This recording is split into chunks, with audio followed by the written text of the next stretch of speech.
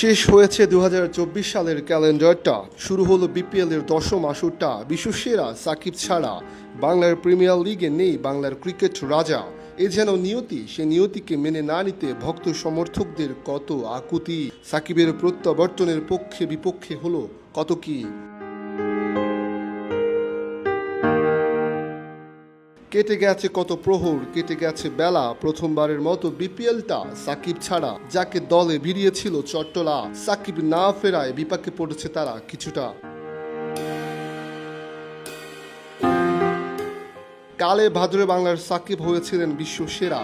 নামের সাথে কত তোকমা, পোস্টার বয়, ক্রিকেটার নাকি সংসদ সদস্য হওয়া, ফেলে আসা বছরে যা হয়েছে তা সবারই জানা।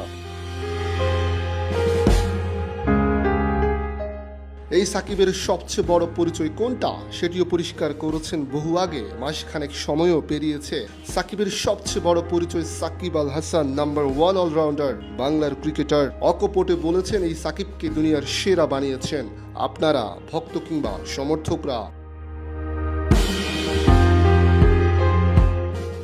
২০১২ সালের সেই সময়টা, যে সময়টাতে সাকিব হয়েছিলেন বিপিএল এর সেরা, জিতেছিলেন বিপিএল এর প্রথম আসরে প্রথম ম্যান অব দ্য টুর্নামেন্ট হওয়ার খেতাবটা। বিগত 9টি আসরে সাকিবের 4বার ম্যান অব দ্য টুর্নামেন্ট হওয়া।